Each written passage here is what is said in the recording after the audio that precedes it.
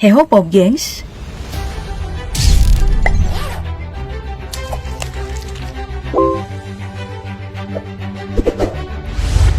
Pada awal tahun 2022 ini, dunia balik lagi khawatir dengan isu Perang Dunia Ketiga akibat situasi Rusia dan Ukraina yang terus memanas.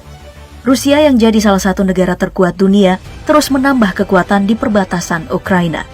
Lalu untuk Ukraina, meskipun kekuatan militer negara ini jauh lebih kecil dari Rusia, tapi NATO yang menjadi organisasi pelindung di Eropa Utara ikut turun tangan dalam konflik tersebut.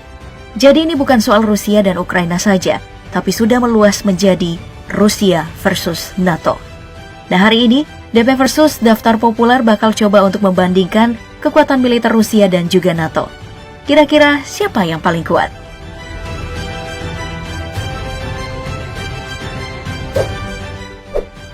Ngomongin soal militer, tentu saja kita nggak jauh dari barang-barang mahal seperti senjata, alutsista, dan juga gaji personil militernya. Makanya, yang pertama kita bakal bahas dari segi duitnya dulu. Sebagai negara dengan kekuatan militer yang menduduki peringkat 2 di dunia, Rusia tentu mempersiapkan kekuatan militer mereka dengan uang yang tidak sedikit. Dari info yang didapatkan, Rusia setidaknya menyiapkan anggaran 154 miliar US dollar atau 2.216 triliun rupiah dalam memperkuat pasukan mereka. Sedangkan untuk NATO yang beranggotakan sekitar 30 negara, jumlah budget militer yang dimiliki organisasi yang sangat besar ini yaitu 1,03 triliun US dollar atau 14.790 kuadriliun rupiah. Penyumbang terbesar dalam total budget militer NATO ini tentu saja dimiliki oleh Amerika Serikat yang menduduki peringkat pertama dalam kekuatan militer dunia. Gak main-main, Amerika Serikat menggelontorkan sekitar 731 miliar US dollar atau sekitar 10,5 triliun rupiah. Jadi kalau dibandingkan, Rusia kalah jauh sampai 5 kali lipat dibandingkan NATO dalam segi budget militer.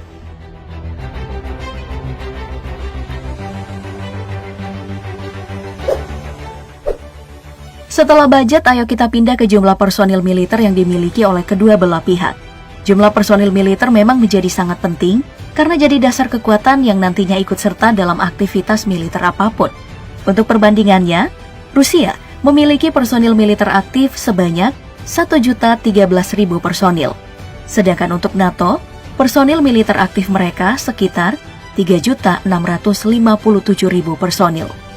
Selain itu, di bangku cadangan masing-masing pihak, Rusia memiliki 2 juta personil dan NATO memiliki sekitar 2.103.000 personil. Jika dijumlahkan, Rusia memiliki nilai tempur 3.013.000 personil dan NATO memiliki 5.760.000 personil. Kekalahan jumlah dari Rusia ini semakin diperburuk jika kita ikut membicarakan masalah populasi dari kedua belah pihak.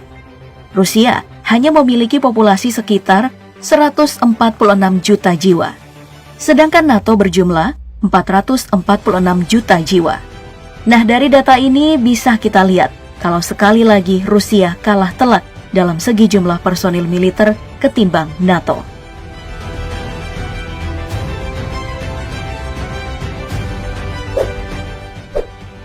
Dari personil militer sekarang kita pindah ke bagian alutsista.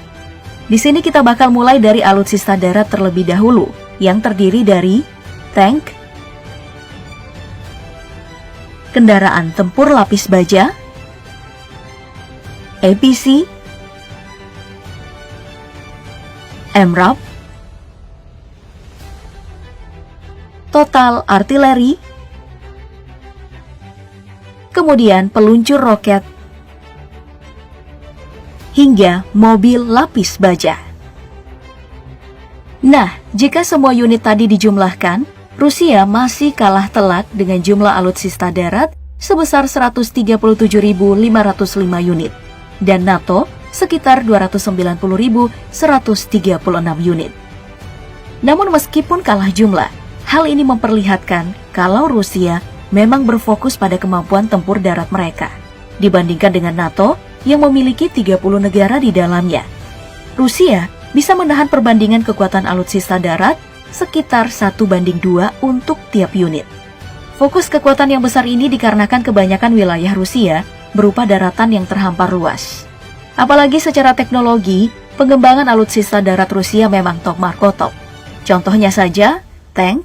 Rusia memproduksi tank mereka sendiri yaitu T-14 Armata, yang dianggap sebagai tank terbaik di dunia untuk sekarang.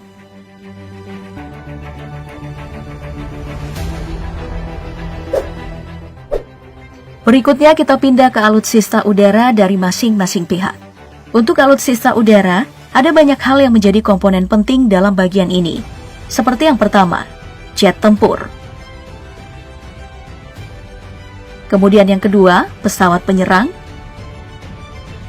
Ketiga, pesawat latihan. Lalu, helikopter penyerang. Pesawat pengebom. Pesawat siluman,